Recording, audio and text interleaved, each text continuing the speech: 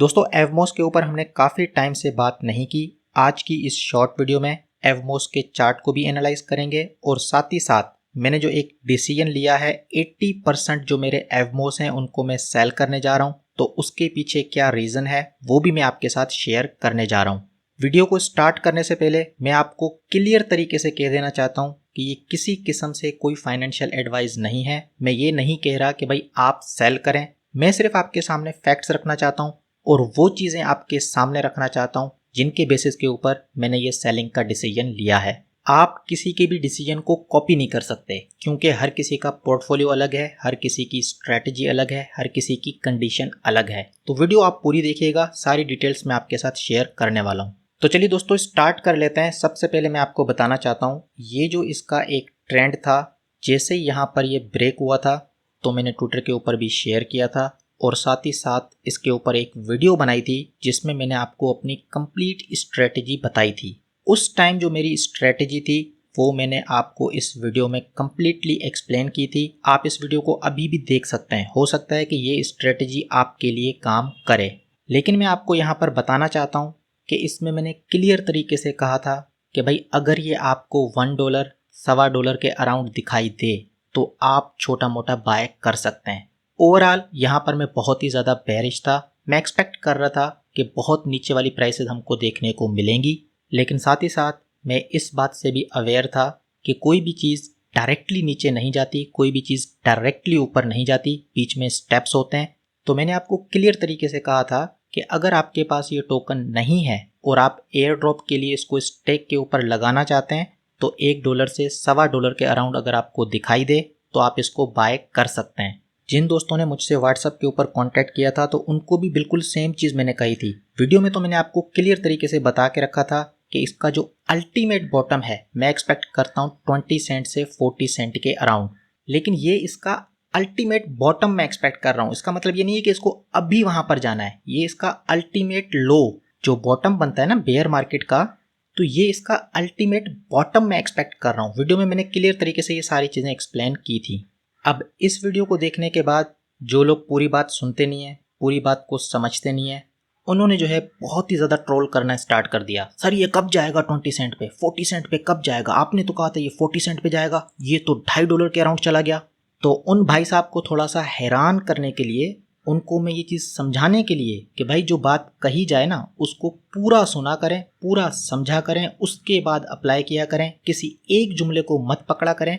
उसके लिए यहाँ पर कुछ फैक्ट्स हैं जो कि मैं आपको दिखाना चाहता हूँ। ठीक है, ये जो है मेरे वॉलेट की ट्रांजैक्शंस हैं, आप यहाँ पर देख सकते हैं 179 एवमोस मैंने मजीद बाय किए थे। इवन दो आने वाले 5 से 6 महीने का जो टाइम पीरियड है उसमें मैं बेरिश हूँ, $1 से नीचे मैं इसको देखता हूँ, लेकिन फिर भी यहाँ पर आप देखें तकरीबन 200 के अराउंड मैंने ये टोकन्स बाय किए थे। डेट एंड टाइम भी आप यहाँ पर देख सकते हैं 27/2022 27 जुलाई 2022 को ये मैंने बाय किए थे। अगर हम चार्ट के ऊपर चले जाएं तो यहाँ पर ये जो आपको येलो लाइन दिखाई दे रही है इसी दिन मैंने बाय किए थे और प्राइस थी तकरीबन 1.3637 के अराउंड।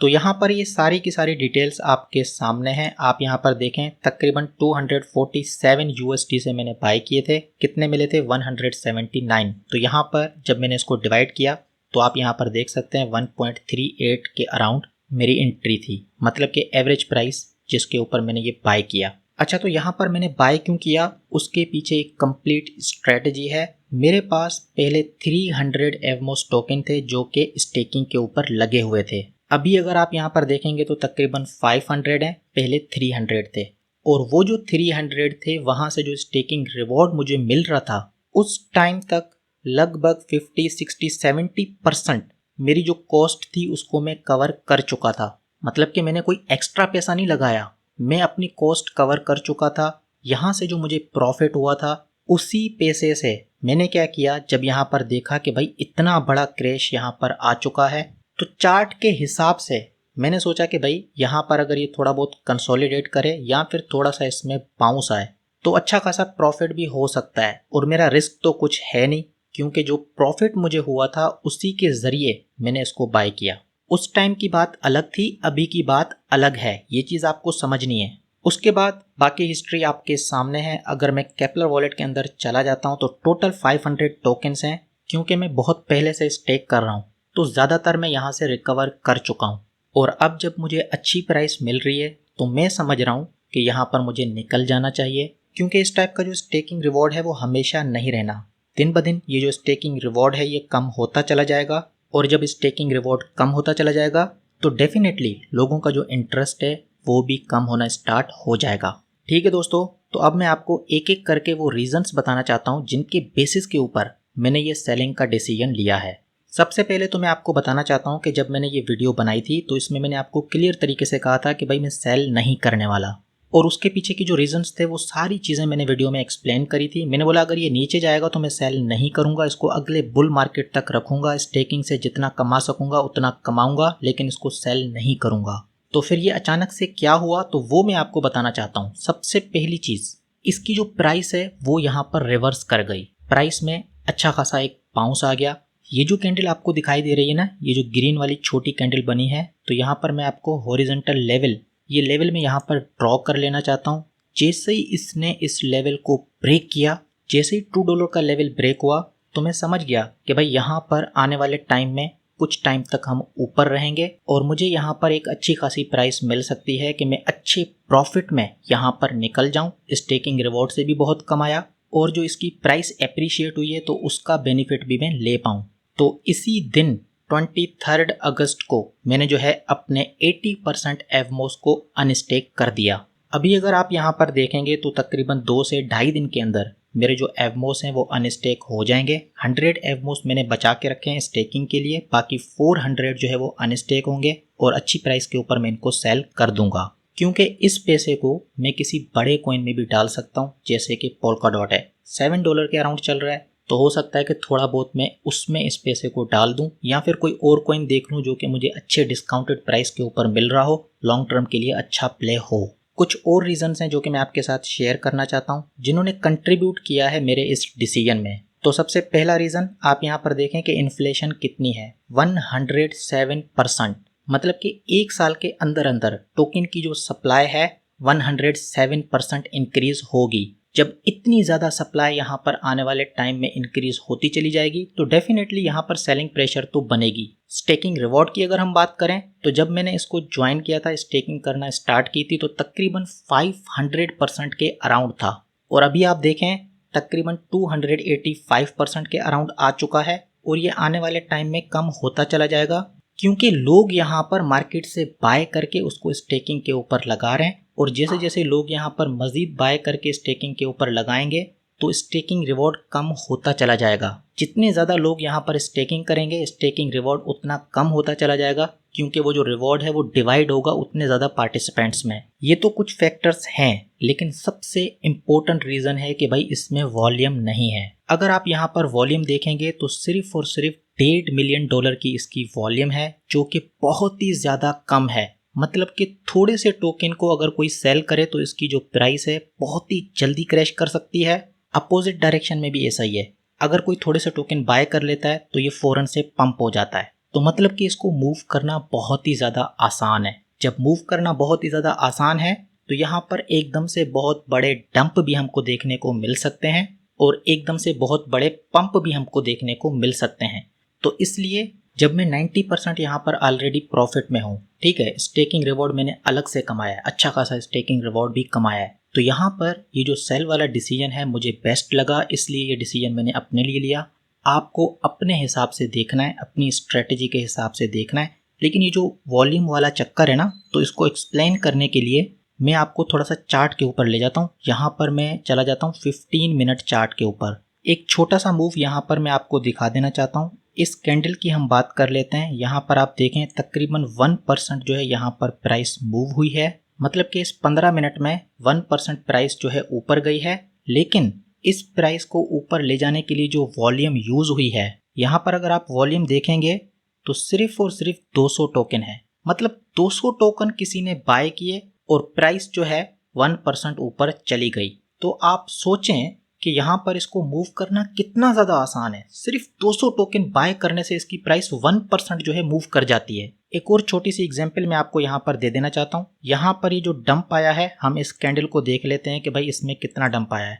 2% का यहाँ पर डंप आया है। और अगर आप इसके वॉल्यूम की बात करेंगे तो यहाँ पर आप देखें कि भाई कितने टोकन सेल हुए, 250 टोकन सेल हुए। 250 टोकन सेल होने से 2% प्राइस नीचे लुढ़क गई। ये सारे कॉइन ऐसे हैं जैसे कि जुन्नू हो गया, ऑस्मोसिस हो गया, एवमोस हो गया, ये सारे कॉइन ऐसे हैं। यहाँ पर स्टेकिंग के ऊपर टोकन्स लगे होते हैं, सर्कुलेशन में जो है कम होते हैं, मतलब कि वॉल्यूम बहुत ही कम होती है। इनको मूव करना बहुत ही ज़्यादा आसान है। सिर्फ एटम ही है जो कि बहुत बड़े बड़े एक्सचेंजेस के ऊपर लिस्टेड है और यहाँ पर अच्छी खासी वॉल्यूम है और यहाँ पर मूव करने के लिए बहुत ज़्यादा एनर्जी चाहिए होती है, बहुत ज़्यादा बाइंग या बहुत ज़्यादा सेलिंग चाहिए होती है। बाकी ये जितने भी कॉइन्स हैं, ठीक है, इनको स्टेकिंग के ऊपर तो मैंने भी लगा के रखा है, आपने भी लगा के रखा है, लेकिन आप यहाँ पर देखें कि कितने टाइम तक ये बिल्कुल इसी तरीके से यहाँ पर ऊपर नीचे मूव करता रहता है। लेकिन जब ये गिरने के ऊपर आता है तो बहुत ही आसानी से नीचे गिर जाता है और एकदम से 95% ये नीचे गिर जाता है। पिछली वीडियो जब मैंने बनाई थी तो उसमें भी लोगों का यही था कि सर ये नीचे तो गया नहीं। ओ भाई, टाइम लेती हैं चीज़ें, प्ले करने में टाइम लेती हैं। अगर आप इस चार्ट को थोड़ा सा जूम करके देखेंगे तो आपको पता चलेगा। यहाँ पर आप प्राइस एक्शन देखें, ये ऑस्मोसिस का चार्ट है, आप देखें कितना बड़ा क्रैश आया, उसके बाद यहाँ पर अच्छी खासी रिकवरी हुई। यहाँ पर आप देखें कि इसका जो बॉटम है उस बॉटम से ये कितना ऊपर गया है, तकरीबन 60% ऊपर गया है। काफ़ी महीनों तक इसकी जो प्राइस है अच्छे तरीके से $5 से $10 के अराउंड चलती रही और आज अगर आप देखोगे तो इसकी जो प्राइस है तकरीबन $1 के अराउंड है। सेम केस यहाँ पर सीक्रेट के साथ है। आप यहाँ पर देखें ना कि ये कितने महीने तक ऊपर रहा है, $5 से $10 के अराउंड इसने ट्रेड किया है, लेकिन जब गिरना स्टार्ट किया तो इन छोटे कॉइन्स में ज़्यादा देर नहीं लगती। यहाँ पर अगर आप देखेंगे एवमोस को तो यहाँ पर इसकी जो वॉल्यूम है बहुत ही ज़्यादा कम है। इसकी बराबर की मार्केट कैप रखने वालों की अगर आप वॉल्यूम देखेंगे तो यहाँ पर देखें द ग्राफ, तकरीबन 20 मिलियन जो है यहाँ पर वॉल्यूम है। आयोटा की बात करें तकरीबन 7 मिलियन जो है यहाँ पर वॉल्यूम है। यहाँ पर भी बहुत ज़्यादा स्टेकिंग के ऊपर लगे हुए हैं, लेकिन स्टिल देयर इज़ वॉल्यूम। जितना ज़्यादा वॉल्यूम होगा तो उसको मूव करना उतना मुश्किल होता है। जब वॉल्यूम बहुत कम है तो उसको ईजिली मैनिपुलेट किया जा सकता है और इसको ईजिली मैनिपुलेट करा जा सकता है, दोनों साइड पे, ऊपर की साइड पे भी, नीचे की साइड पे भी। तो अगर ये ऊपर रहता है तो ये भी अच्छी बात है भाई, हमारे को जो स्टेकिंग रिवॉर्ड के थ्रू टोकन्स मिल रहे हैं हम उनको अच्छे प्राइस के ऊपर सेल कर पाएंगे। बाकी आज की वीडियो किसी किस्म से कोई फाइनेंशियल एडवाइस नहीं है, ये चीज़ें मैं आपके साथ शेयर करता हूँ कि आप देखें कि किस तरीके से यहाँ पर प्ले किया जाता है, मैं अपने डिसीजंस कैसे लेता हूँ। हो सकता है कि आपको इन चीज़ों को देखकर कुछ सीखने को मिल जाए। कोई भी डिसीजन लेने से पहले इस वीडियो को लाजमी देखिएगा। इसमें जो स्ट्रेटजी मैंने शेयर की थी वो अभी भी आपके काम आ सकती है। अगर एवमोस की प्राइस $2 से ऊपर नहीं होती तो हो सकता है कि मेरे जो एवमोस के टोकन्स हैं उनको मैं स्टेकिंग के ऊपर लगा कर ही रखता और जो स्टेकिंग रिवॉर्ड मुझे मिलता उसी को सेल करता रहता। और बाकी कहानी तो सारी मैंने आपको बताई कि मैं कैसे इस डिसीजन तक पहुंचा और कैसे जो है मैंने अनस्टेक किए और कैसे अब मैं इनको सेल करने जा रहा हूँ। ठीक है दोस्तों, तो ये थी मेरी आज की वीडियो। काइंडली चैनल को सपोर्ट दिखाएं, वीडियो को लाइक करें, दोस्तों के साथ शेयर करें, ट्विटर के ऊपर रीट्वीट करें। मैं आपसे फिर मिलूंगा एक और वीडियो में एक और ज़बरदस्त टॉपिक के साथ।